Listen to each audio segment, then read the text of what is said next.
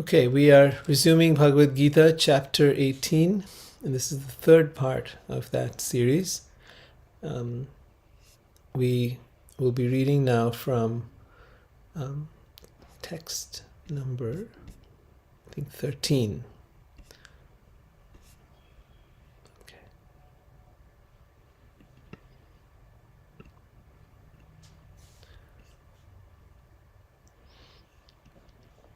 So far, as you know, Krishna has been sort of summing up what he's said earlier in the Bhagavad Gita as well, and coming to the conclusion of this amazing text that was spoken and delivered for us 5,000 years ago. Now, its relevance is as much today as it was back then, because human nature does not change, because we are still of the same creator and of the same nature as Arjun was back then. We have our doubts, we have our questions, we have things that bother us and trouble us. We live in a time where there are challenges coming to us all the time, and Arjun was in the same situation. He was faced with one of the biggest challenges a person can face. In his case, it was a battle. And the battle that we do every day in our lives is the one that I'd like to speak to you about for a moment. Every day we do battle. We think we're doing it with the world. We think we're doing it with our situations, our circumstances. We do battle every single day. And there's days on which we don't feel like doing anything. We feel like, oh man, I just wish this was a holiday. I just wish I could just curl up in bed and go back to sleep. Or I wish that this problem would go away, and I wish that life didn't have to be so hard. And in so many ways, we want to avoid the battle. We want to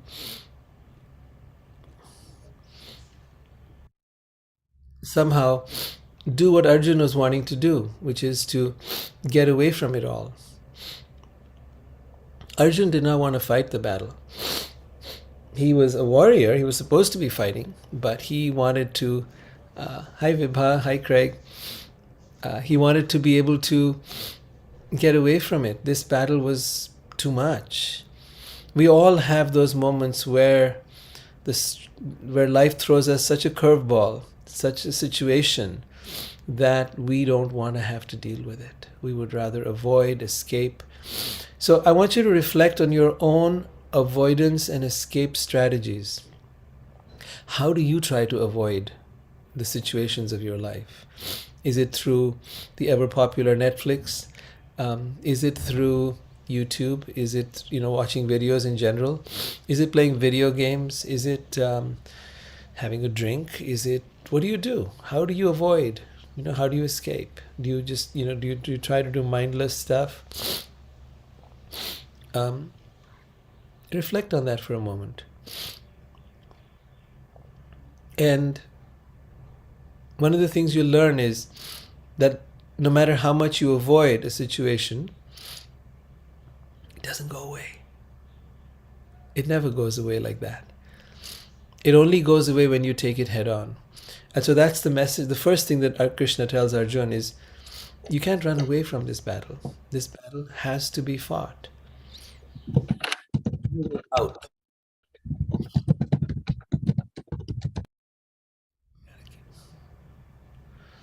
Yeah.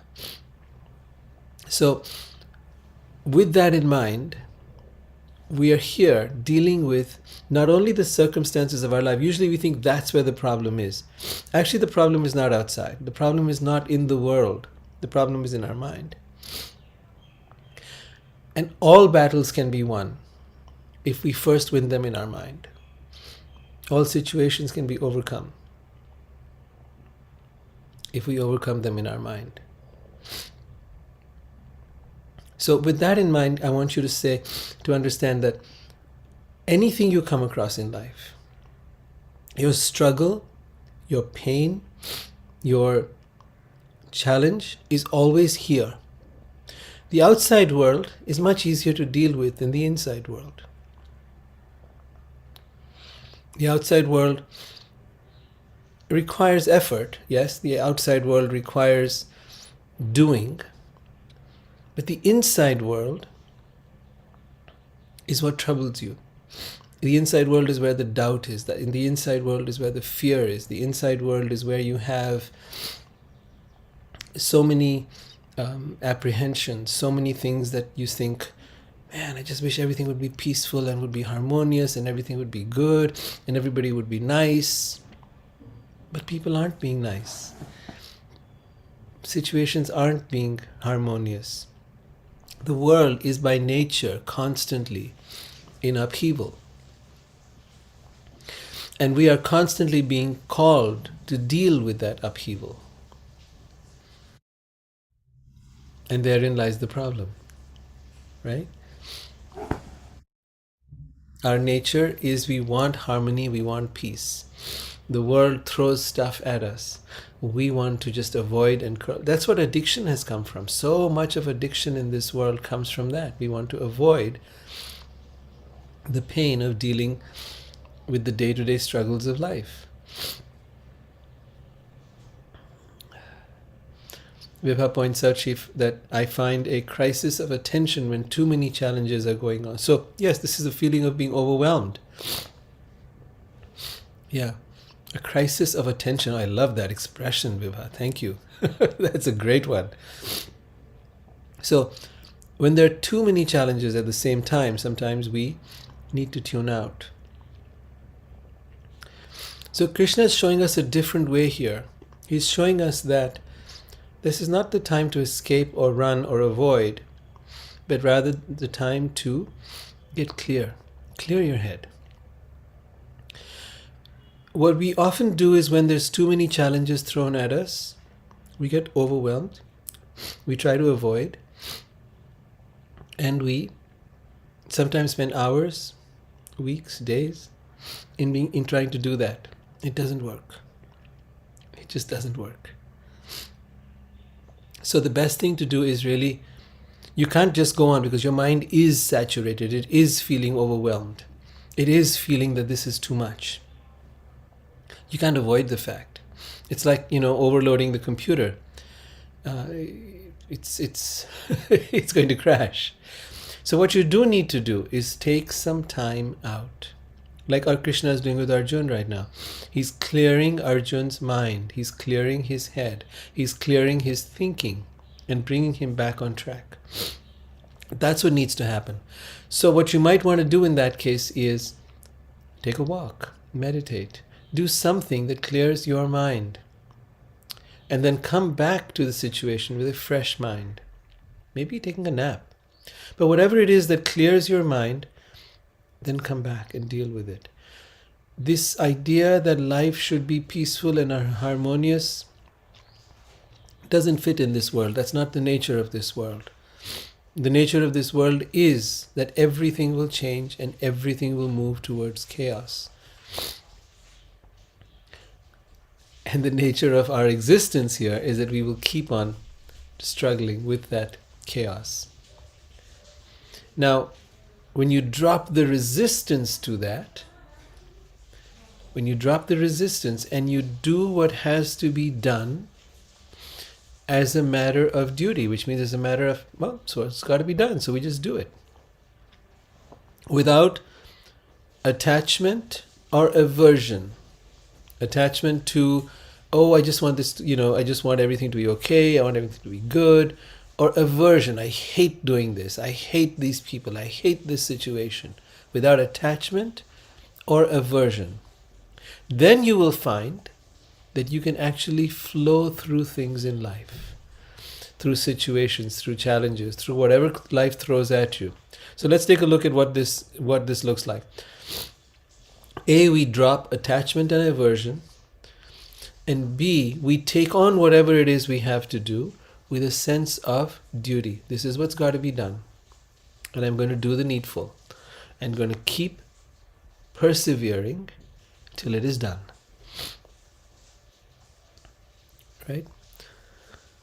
Now, I'm not denying that there may be some situations that are not worth dealing with because the outcome is, well, again, if you're stuck with the outcomes, Arjun's outcome in this case was this is a battle in which if we win, we are losers, and if we lose, we are losers. I mean, we've already lost everything, so we're fighting this battle. We think even if we win, we're going to end up killing all the people who are dear to us, our relatives, our uncles, our grandfather, so many people who we value. And so, what's the point of winning then? What's the point of winning when those who are dear to you are losing? Have you been in a fight with a dear friend or a partner in which you love this person, but you're fighting because you think you're right, because you want to be, because you want to prove a point, but because you think what you did was correct, and you argue and you fight, but it's only the ego talking on both ends, and it's trying to do one thing: it's trying to be right. What happens when you don't try to be right? What happens when you're not, when you're willing to go and say, you know what? Let me hear you. Let me understand you. Let me step into your world and see things through your eyes. Then what happens? Then everything dissolves. If I do it for you and you do it for me, any argument we have, any conflict we have dissolves, because I suddenly realize how you were thinking. Not whether it's right or wrong. Right or wrong is actually the cause of the problem. That's the ego. The ego is always looking at things as right or wrong. Whereas the resolution is never in right and wrong, in who's right and who's wrong. The resolution is always in, if I can see it through your eyes and feel it through your heart, and if you can do the same for me, everything dissolves. This is the language, this is the way of the heart. The way of the heart is we drop out of the egoic mind with right and wrong and duality, and we step into the place of the heart. The place of the heart is empathy. The place of the heart is caring. The place of the heart is love. So I step into you and you step into me, my way of thinking, and try to understand it. Not with your logical mind, because your logical mind won't understand it. It will try to look at it from its own perspective, and then it will struggle with that, and will have a hard time with that, but won't be able to do it. Vibha, you have a question. Would you like to maybe come on the video and ask it? That might be a good way to do it. I'll unmute Yeah, you. Yeah. Okay. yeah. So last week I had asked, and it reminded me what you had just said. Is it worth fighting or it's not worth fighting an Mhm. argument? So last week I had put a question. What is the difference? How transparent it is to say that I surrender versus I give up? Yeah. So I think we talked about it last week, that surrender is a very different energy than giving up. Giving up is a sense of, look, you could give up and then surrender, but the point is, surrender is not giving up. Mm-hmm. Surrender is not giving up. Giving up is, I've struggled, I've tried my best, I've done what I could, I give up. But if you leave it just there, then you're alone in your struggle, and you've reached your dead end. You're like a dead end, and there's nowhere else to go. Surrender is, I've done my best, I've tried what I could, I now leave it to God. I place it in your hands, because in fact you are the one that knows best, that knows what is the right way for things to be, and maybe what I'm trying to do isn't the right way. I trust you. I realize that my efforts, my struggle, my doing may not be the best for the situation. I drop my struggle and I place myself in your hands. Arjuna is in this same situation. He is, his opinion is that this is not a good place. This is not a healthy. We should not be fighting this fight. His opinion is that we've done all we can. I give up. I'm just ready. Let them kill me. Let them take away everything I've got. I give up.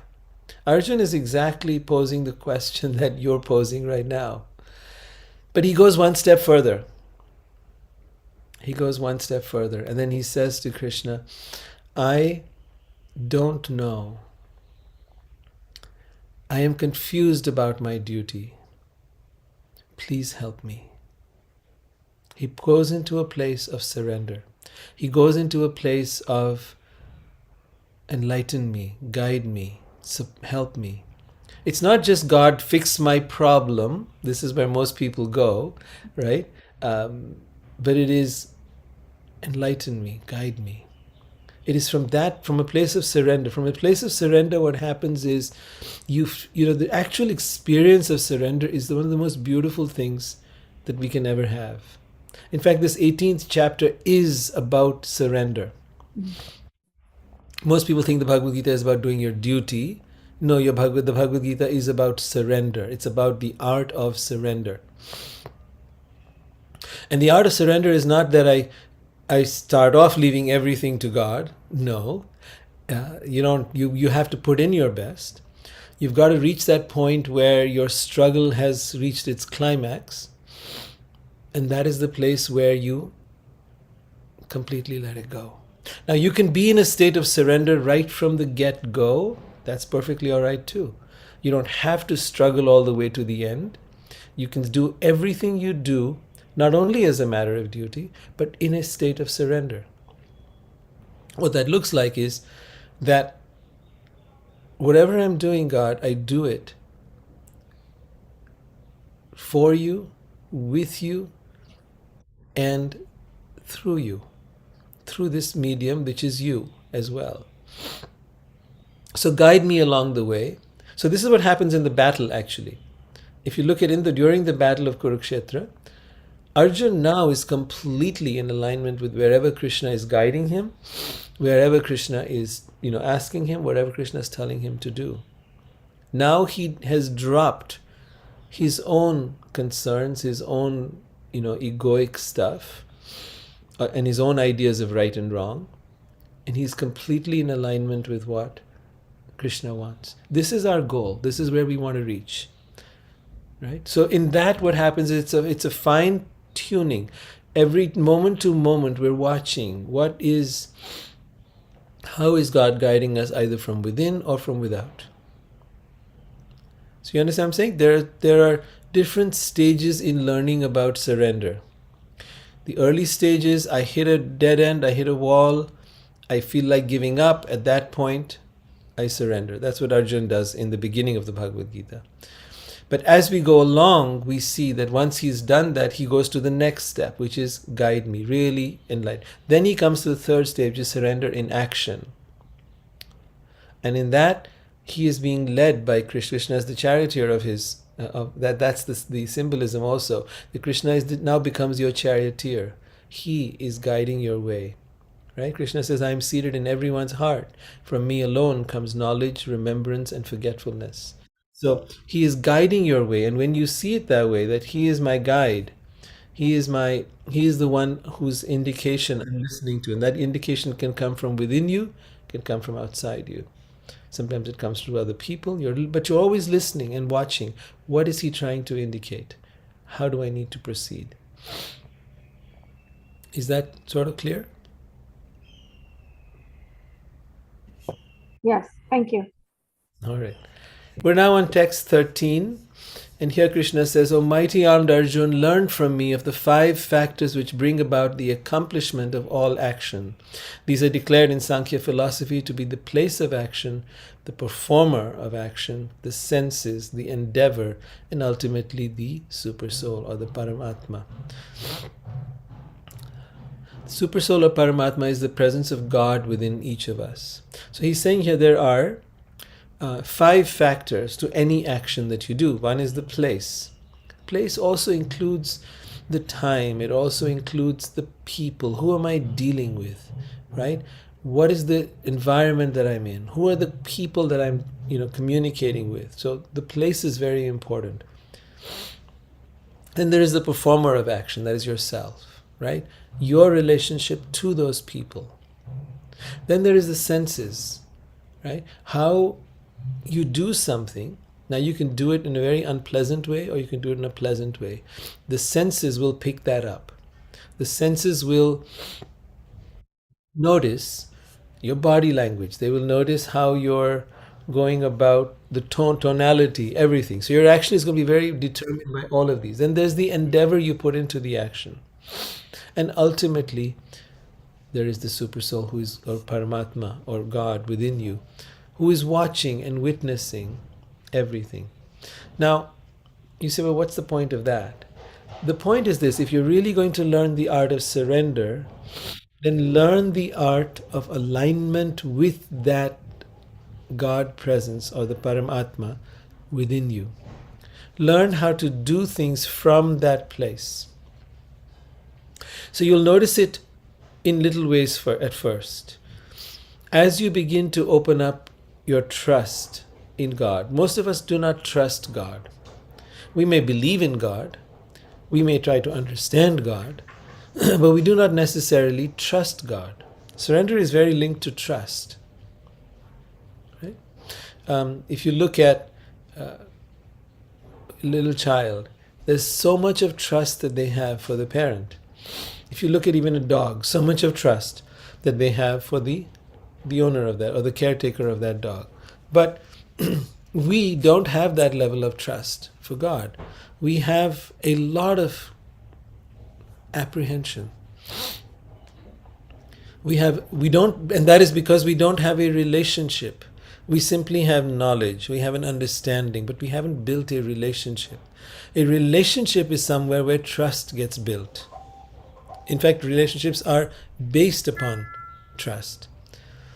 And if that trust is broken, the relationship will often not last. So, if you really want to learn how to live from a place of surrender, then first build a relationship with the one who you wish to surrender to. If that is a human being, then yes, a place of surrender. And if that is God, and I would suggest that be the most foundational part of your trust, meaning that should be the foundation of all trust, is your relationship with God, then recognize the idea that God is not just an energy out there, but is also a being with whom you can have a relationship. You can't have a relationship with a nebulous energy of the universe, but you can have a relationship with a being. And to say that God is not a being is simply to limit God. To say that which is everything cannot be something is to place a limitation on that. God can be anything what God wants to be. That which is the universe can present itself to you in a form. Why would it do that? So that you can have a relationship. What is that relationship? That relationship is one of trust, in which I can trust that you've got my back, that you're here for me, that you love me, and that you want the best for me. So once I build that relationship of trust on a day-to-day basis, as I go about my life, I keep bringing up this point, bringing up this awareness, deepening this understanding. From that place of trust, I can begin to be in alignment with thy will. This is the meaning of trust and surrender in action. I want to do what is your will, not my will. I want to do what you want, not what I want. Because I don't know anything. Because I am foolish. Because I am flawed in every way. But you are perfect. And you know what is best. And that is the mood of Arjun with Krishna in the Bhagavad Gita. Not in the beginning, but as he goes along by the second chapter. And that's when Krishna is able to guide him. Most people say, why doesn't God talk to me? Why is he talking to Arjun? Why does he talk to Muhammad? Why does he talk to Christ? Well, Christ even says, I and the Father are one. Why does he talk to all these highly evolved beings, but why does he not talk to me? Well, I had the same question. I said, God, if you can talk to all these people, then talk to me. I've got tons of questions, and no one's able to answer my questions. I'm like full of questions.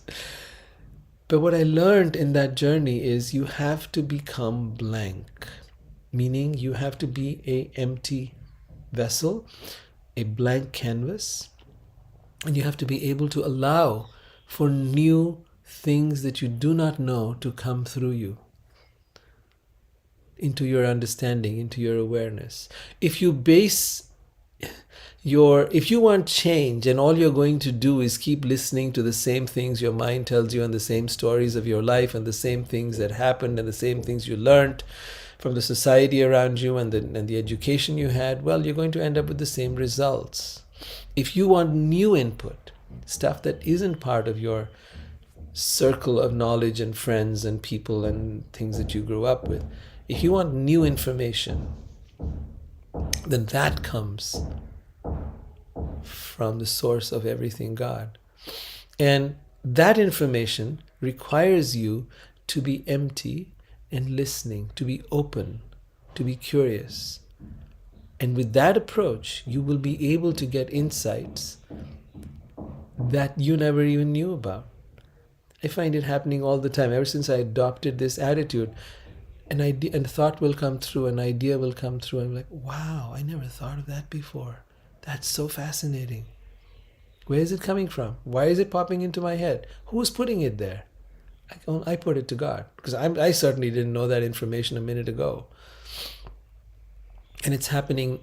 It started to happen a little at a time, and the more I paid attention to it, the more it began to happen. The more I honored it and wrote it down, and the more I then tried to unpack it, tried to say, tell me more about that. Help me understand this further. The more I began to understand exactly the depth and wisdom of that which comes from the Paramatma, the Super Soul, the presence of God within you, was there waiting for you to listen, waiting for you to come to a place of surrender and alignment. So alignment is then the next step, where you begin to not only hear, but you begin to act according to the will of God, according to the guidance that you've been receiving. Anyone have a question so far? Having said that, I want to be really clear. It doesn't mean that there's any place of perfection for me. No, I struggle all the time as well. So I just learned a few things along the way, certain practical things along the way that have helped me understand the teachings of the Gita better, and to try to share that with you to the best of my ability. So please know that I am in no way claiming to have reached any level of perfection or any level of no. My biggest achievement is only one thing, is to be able to try to surrender. And even that is not done perfectly, and it is certainly not done all the time. My mind there's always this battle inside. And in that battle, I know by now, the hard way, that the mind and the ego must submit to the will of God, must submit to that higher wisdom. That higher wisdom is initially presented to us in the form of a book, but ultimately it must be heard from the heart. You can't just keep relying on the book. I mean, this is how people do it all over the world, is they have their book, they have the Bible, the Quran, this, that, Bhagavad Gita, whatever. And if you just stay at the level of the book, then you are an intellectual at best. A jnani is the word used in the Gita. A jnani is someone who's an intellectual. You're still at the level of the intellect. It has not come to the level of practicality. For practicality, you have to begin to start listening You have to first begin to quiet your mind and start listening to that inner voice. That inner voice will guide you very specifically according to the situation and circumstances that you are in. It is not general and generic now, it is specific and detailed. And then as you begin to take heed of that voice and you begin to act according to it, you start to see the results. The fruits of that action are beautiful. And when you begin to see that, your trust develops. And as your trust develops, so do you now more and more naturally place yourself in the hands of God and not resist that anymore. Sorry about the noises out here. There apparently is some construction taking place, and I hope that's not going to... Oh, this is terrible. Maybe I should take a moment and shift location. It sounds like it's going to be pretty bad. All right, let me leave it up for anyone who's got a question right now. Let's take a moment, see if anyone's got a question, and then I'm going to close my video for a minute. I'm still here, don't worry. And I'm just going to move location so that we're not going to be disturbed by all these noises. All right, anyone got a question?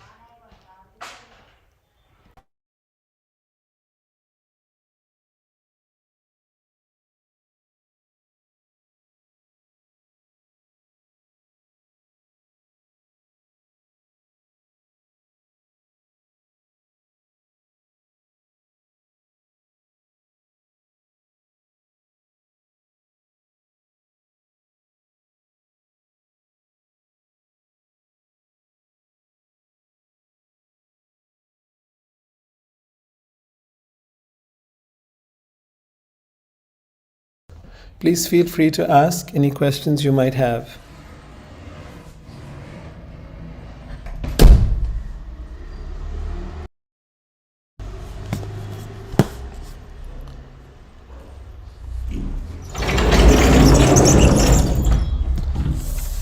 Are there any questions?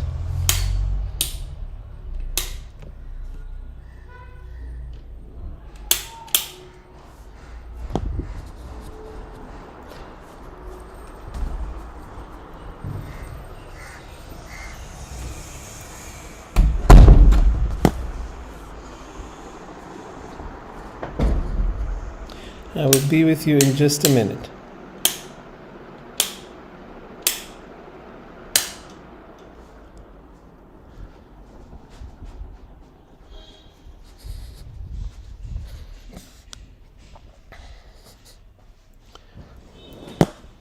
Okay.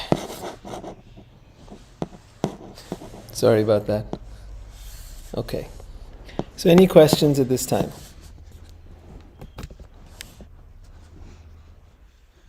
Nothing at all? Rohit, are you in India right now?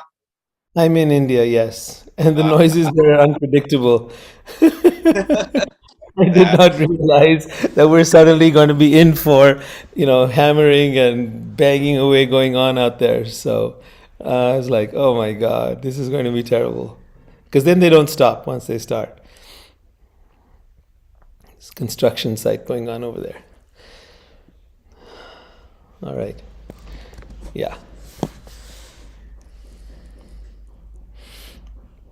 Okay, let's continue then. Whatever right or wrong a person performs by body, mind, or speech is caused by these 5 factors. Therefore, one who thinks himself the only doer, not considering the 5 factors, is certainly not very intelligent and cannot see things as they are. One who is not motivated by false ego, whose intelligence is not entangled, though he kills men in the world, is not the slayer, nor is he bound by his actions. Okay, so this brings us to a very, very important point. Most people act from a sense of their ego, or false ego as it is called here. So, false ego is actually the identity created by our mind. It's very important to understand this. Who am I? Am I my body?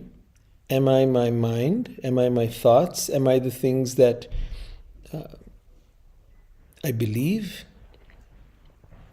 Am I the situations of my life? Who am I? And as long as you think that your identity is linked to any of this external stuff, whether whether it is your body or your possessions or your country or your race or your gender or your life story, then that is all called the false ego, the egoic self, as some call it. Some just call it the ego. Here, Prabhupada at least refers to it as the false ego, ahankar. That is the Sanskrit word. The real ego, the real self, is actually the soul. Now, as long as one is acting in the false ego, and this is the point he's making here, one who is not motivated by the false ego, whose intelligence is not entangled, even if this person is engaged in, let's say, war, battle, killing of people, right? He's not bound by his action. So this is called akarma. Karma is action, and every action has a reaction. So every karma has a reaction. Meaning every action you do will have a reaction. How do you get to the place of akarma, where there is no reaction to your actions? And this is the question that he is talking about. How do you come to a place where there is no reaction to your actions? It's actually hidden right in these lines. One who is not motivated by false ego. So the ego is actually is what motivates us, is what drives us in this world. Right? Just like we were talking about earlier, I want to be right. We're having an argument, I want to be right. I want to prove my point. I want to be able to let you know that I know what is right. I know what has to be done. That's all the ego. And in that, you're motivated by the ego. The ego is what's driving the show. And so when that happens, the other person is going to react by trying to tell us what they know and what they think. And now there's going to be battle. Because it's two egos clashing. Right? So the moment you see yourself being driven by the impetus to be right, you know it's your ego right away. But when you step away from that, when you are no longer motivated by, impelled or driven by your ego, there comes a point where you just relax. And you now go to the place where you listen. And this is where there is going to be no reaction from the other person because you're listening. They're not going to react. The reactivity that you're getting from the other person is because you're coming into a place of ego, because you're opposing. See, the ego is always trying to be superior, to be better. And when you stop doing that, when you take the place of humility, when you take the place of the listener, when you take the place of the observer, then you have to drop the ego to do that. You cannot do that through the ego. The ego won't do that. The ego never does that. The ego is never interested in that even. So you have to drop all the egoic strategies. That's why I say that is the path of the heart.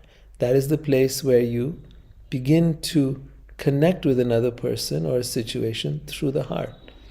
And so that's what he's referring to here, is that one who is not motivated by, driven by the ego, whose intelligence is not entangled.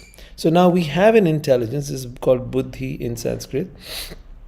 But when your intelligence is entangled in the ego, then it is colored, distorted. Now you're using your intelligence to prove your point. You're using your intelligence to back up your opinion, your story, your whatever it is, your pain, your hurt, your wounding. You're using your intelligence. It's entangled and enmeshed and mired in your ego. And as a result of it, your intelligence is not clear. Your intelligence is not pure. It is not coming from a place that is beneficial for all concerned. It's coming from a subjective place. My way, right? I know. So once we step out of that, when the one whose intelligence is not entangled, who is not motivated by false ego, is not bound by his actions, comes to a place of akarma. To get there, to get out of the ego, that is the place of alignment with the divine. That is the place where we begin to listen to our heart, we come into our spirit, we come into the place that is. Because when I am no longer trying to impose my will on you or on life or on situations, then what is it that is left? There is no, I'm not trying to make something happen my way. I used to be very fond of this song when I was a kid. I don't know if you guys heard it, but it's a very old song, and it was there. I did it my way. What is a man? What has he got? If not himself, then he is not. It's like it went on and on and on about this grandiosity of doing it my way. And I was so inspired by that song. And I felt, yes, Frank Sinatra, he sang it with such passion. But that passion is misguided. That passion only led to pain and suffering. And of course, he was very proud in that song of having done everything his way. But what we need to learn is that there is a better way than my way. There is a better way than my way. And that better way is the way of the divine, thy way. Right? Is learning to understand what is in the best interest of all concerned. Then there is no reaction. Then there is no karma. Neither from the reaction from the world, nor from the people. No. So in other words, what you're coming to is a place where you become more and more in alignment with the divine will. In accordance with the three modes of material nature, there are three kinds of knowledge, action, and performers of action. Listen as I describe them. That knowledge by which one undivided spiritual nature is seen in all existence, undivided in the divided, is knowledge in the mode of goodness. Beautifully written. That knowledge by which the one undivided spiritual nature is seen in all existence, undivided in the divided, is knowledge in the mode of goodness. Ooh, beautiful. So let's break it down.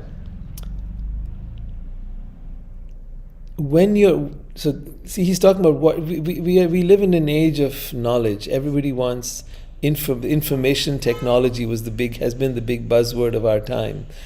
Google is the place from where you can get knowledge about anything and everything. But Krishna doesn't count that as knowledge. He says the real knowledge is when you're able to see that the one undivided spiritual nature. Now, undivided, what does that mean? Yeah, the one undivided, avibhaktam. Yeah, the spiritual nature, the spiritual energy is exactly that. It is pure essence, undivided. It is not divided into the things of this world. It penetrates the things of this world. It is the essence of all that you see. But in all the divided world, right? Everything in this world is divided. There is me, there is you, there is these objects, there is the sun, the moon, the stars, the sky, the earth. There are so many divided. Everything is divided. Every little atom and molecule is divided. But when you can see that within all the divisions of this world and all the separateness of this world lies the one indivisible energy of God, the presence of God, one who sees that in everything, in everyone, everywhere, that person has true knowledge, knowledge in the mode of goodness. That knowledge by which the one undivided spiritual nature is seen in all existence, undivided in the divided. So, although divided, although everything in this world is divided, you're able to see within all of it the presence of God. How do you get there? How do you see that? It's not actually that you get there. It's that the veil of thoughts and interpretations and meaning making lifts. The mind is subdued. The mind, most people will just observe their mind, and through that process they want to subdue it. But it can also be done from a place of taking charge, of challenging it, of questioning it, of letting it know that there is a superior force in charge, the soul. You, the real you, is now in charge, is now awake, is now ready, and is not sleeping anymore. This is why the most important thing for all of us is to wake up from the slumber of ignorance, right? The nescience. This is the light of awareness. The light of awareness dispels the darkness of ignorance, the darkness of the ego. Once the ego sees and experiences that there is a more powerful force at work within yourself, that there is true leadership here, then it becomes a follower. As long as the ego does not have an experience of the higher self within you, it will continue to keep trying to take charge. It will rebel against your efforts to be able to instruct it or guide it. It has to see and experience and feel the presence of the real, authentic self. So everything we've been talking about earlier is all about that. How do you act in such a way where you're able to hear that inner voice, act upon it, and now your ego sees, this has a better outcome than I would have done. Okay. And then it sees it again, then it sees it again, then it sees it again. And gradually it says, okay, I bow down to you. This new management is more effective than I was. I now submit. So it is actually then where the real where surrender now becomes a way of life, where the ego submits and the ego now allows itself to be guided by a greater wisdom. Now you'll find that the clouds have lifted, that you are more clear about things, and you're able to see. Now your eyes are open. And in that state where the ego is not clouding your vision, you're able to see the presence of the divine in everything and everyone. It was always there. It was always there. It was clearly there. But now the veil of illusion has lifted. And to whatever degree that veil lifts, you're going to find yourself, as you walk in the world, you will learn to see and feel and experience this presence. Sometimes it takes, I know how I used to do it for many years, is like I just sort of half open my eyes and I would feel the world rather than see the world. I would try to experience it from a different sensibility rather than just with my eyes and ears. Now, as you start to be able to feel it and experience it, right, sort of like walking around with your eyes like half or 3/4 closed and just being in that energy, then you open your eyes back up again. And then within the separateness, this idea of being able to feel and experience the one undivided presence of God in this divided world, you begin to realize that the tree is not different than the ground, is not different than you, is not different than the people who are walking there. Then all judgment dissolves, all separateness dissolves, and there is a sense of being interconnected with everything and everyone.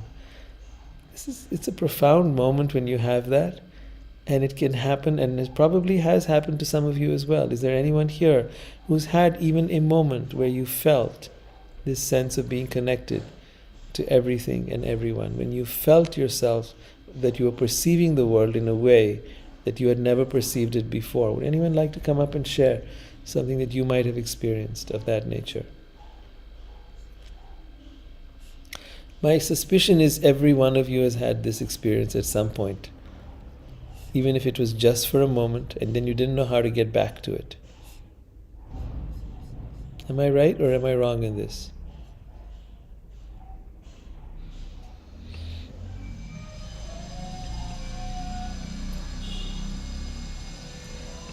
Nobody had this experience? Craig, yes. Okay. Would you care to share? Maybe that'll embolden others to do the same.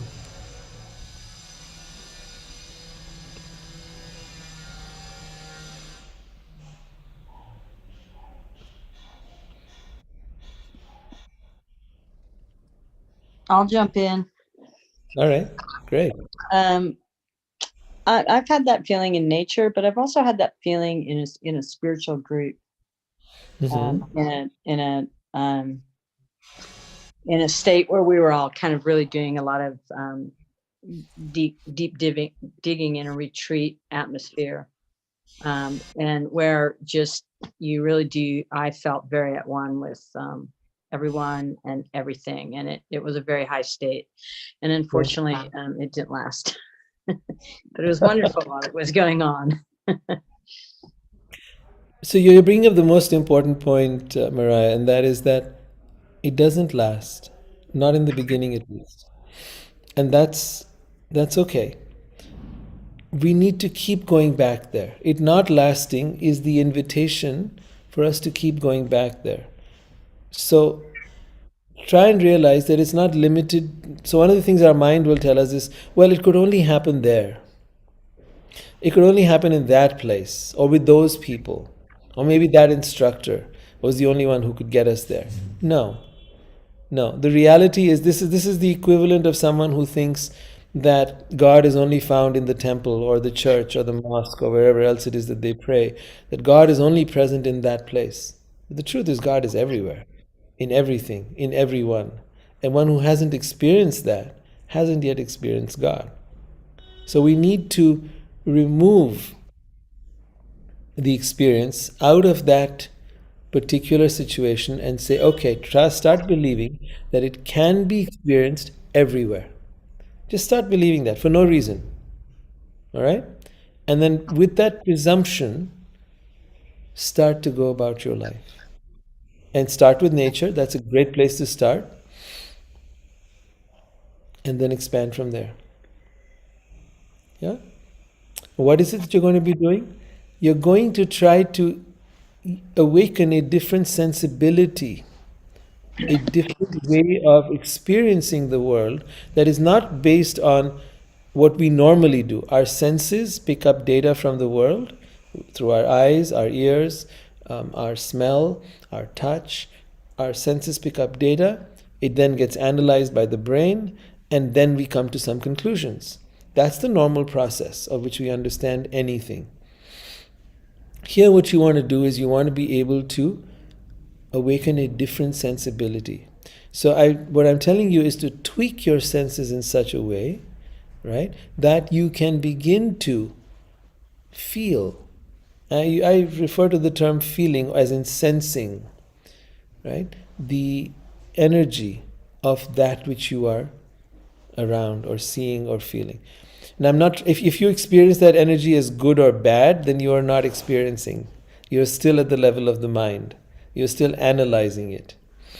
Go beyond good and bad, go beyond the sense of right and wrong, or what is and is not, and feel it at its deepest level, at its purest level. Right? And you will find that you are no longer affected by anything. If it is too hot or too cold, or if it is whatever the circumstances are, noises, people, situations will not bother you. But start easy. Start easy with nature. Build upon the muscle. Build upon this sensibility. The hardest is with people. Even with people, if you are with a partner, there are practices like in Tantra where they teach you how to be able to connect with somebody, but so really need you to be in your body and to really connect energetically. And then you can experience that incredibly connected, beautiful space with actually any being, with anyone. It happens through being deeply present. When we are deeply present, we unlock this energy. We all have the ability to extract this energy, to unlock this energy, to unlock this experience within this world. It happens through our focus. It happens when we focus our awareness to a point where the world disappears. Does anyone know what I'm talking about? Where you focus your awareness to a point where the world disappears. It's like a magnifying glass focusing the rays of the sun onto a piece of paper, and suddenly that paper explodes, releasing the energy that was contained within it in the form of fire. So, what I'm talking about is just being deeply present to something. Now, this could be food that you're eating. It could be a person that you're talking to. It could be a place in nature. It could be a plant. It could be one of your pet animals. But you're deeply present.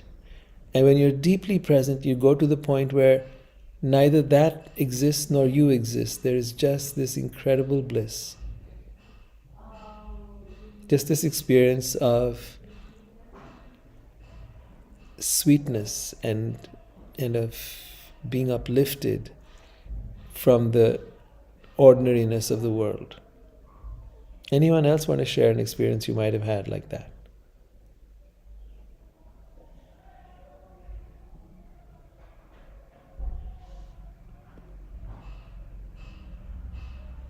No one else?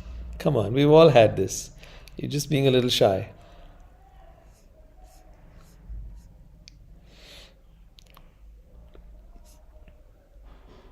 All right, I won't push it. So, he says that knowledge by which one undivided spiritual nature is seen in all existence, undivided in the divided, is knowledge in the mode of goodness. That knowledge by which a different type of living entity is seen to be dwelling in different bodies is knowledge in the mode of passion. And that knowledge by which one is attached to one kind of work as the all in all, without knowledge of the truth, and which is very meager, is said to be in the mode of darkness. When one is attached to one kind of work as the all in all, when you think that, okay, let's do it like this. Our purpose in life is not our work, is not our family, is not anything of this world, because all of that we leave behind. None of that is eternal. All of that is temporary. The purpose of our life is to be able to penetrate the veil of reality, the veil of this divided world that we see, and to find God within it all. In our work, in our relationships, in everything we do, to be able to start having that experience. To penetrate the veil of reality. Reality is what shows itself to you. Okay? And as long as you're interacting with reality as what you perceive in the world and what you think about it, you're still stuck in that level of consciousness, which he's referring to here as the mode of ignorance. In that level of consciousness, you will also see everyone as separate. I am me, you are you, we are all beings. In that separateness will come all kinds of selfishness and desire and need and greed and all of that. So therefore the mode of passion. But when I see me in you and you in me and myself in everything, then I begin to open up the doors of a great higher awareness. And that is what I mean by penetrating the veil of reality. It's not something it's not vague, it's actually very practical. It means, and I would love to encourage you just to be able to try out two things during the course of this week. That is, when you're with another person, practice just listening. Practice being present. Stepping out of your mind and into their mind. That's a big practice right there. When you're in nature, practice experiencing how all of that nature is also within you and how you are within it.